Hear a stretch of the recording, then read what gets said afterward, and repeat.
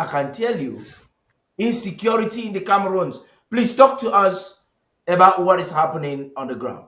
You have some specific cases Oh, that well, you brought to. truly, insecurity has been one of the topics since the war broke out in Ambazonia. This time around, inhabitants of Ndop, precisely at Bamuka, are to reconcile with the brutal killings of two of theirs in the crossfire of October 9th, 2024.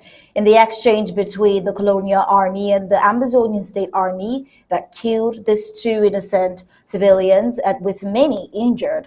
The report affirmed that a colonial soldier and an Ambazonian state army were also injured during the shootout. The incident occurred as the population was accompanying the hearse of a popular figure for burial. Sources say that following the removal from the Ndop District Hospital mortuary, a church service was held before being conveyed for the burial.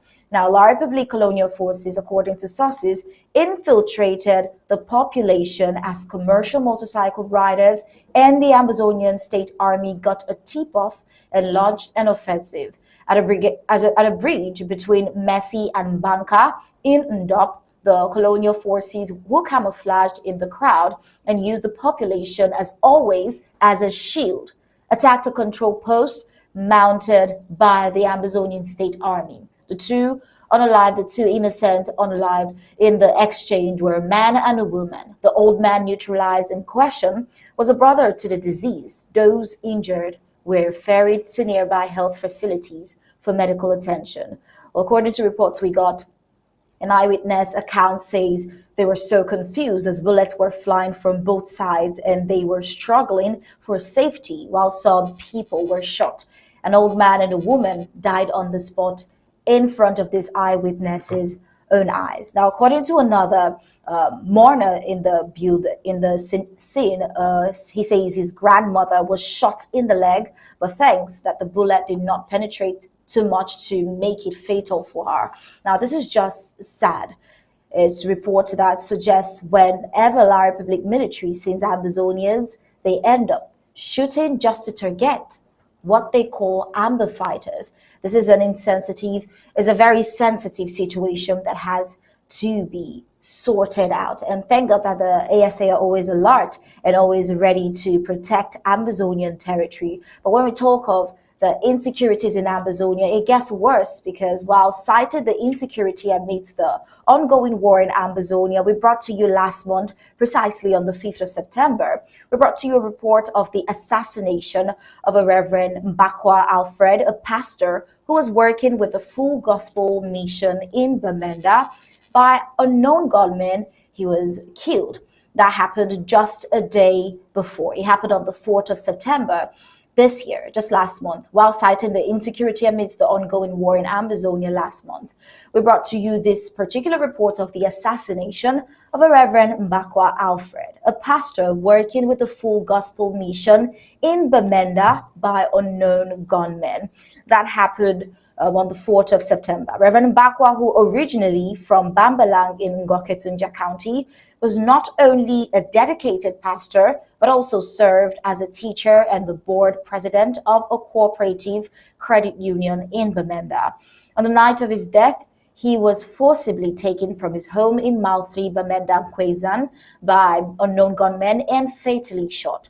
Neighbors attempted to rush him to the hospital, but sadly, he succumbed to his injuries on the way. And to give more details to that report, which we brought to you just last month, that was not the first time that this Reverend Mbakwa had been targeted, and the individuals had previously harassed him, demanding financial support. Despite complying with their demands on that fateful night, this pastor was shot in the chest that fateful night. His death leaves behind four children who are now orphaned because, according to investigations, even their mother had passed away the previous year.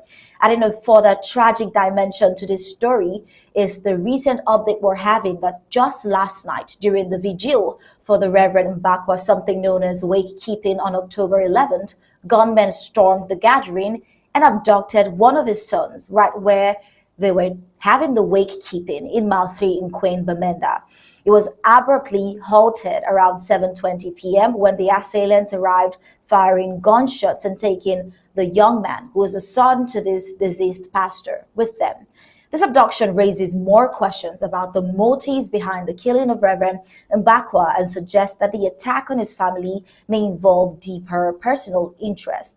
The combination of the assassination and now the abduction of his son points to a possible calculated targeting of this particular family, leaving the community in fear and sorrow as they grapple with the ongoing violence.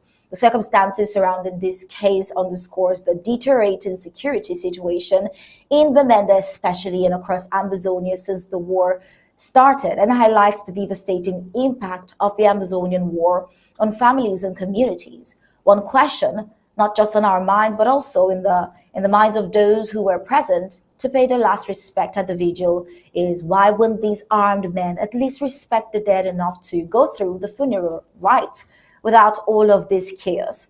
One thing has just been clear, pointing to the insecurity and people taking advantage of the ongoing war to cause chaos in every corner of Ambazonia. With this, we'll pass this question over to you now, Mr. Paddy. We see that even the this assailants, they couldn't even wait for the burial to be over or the waykeeping.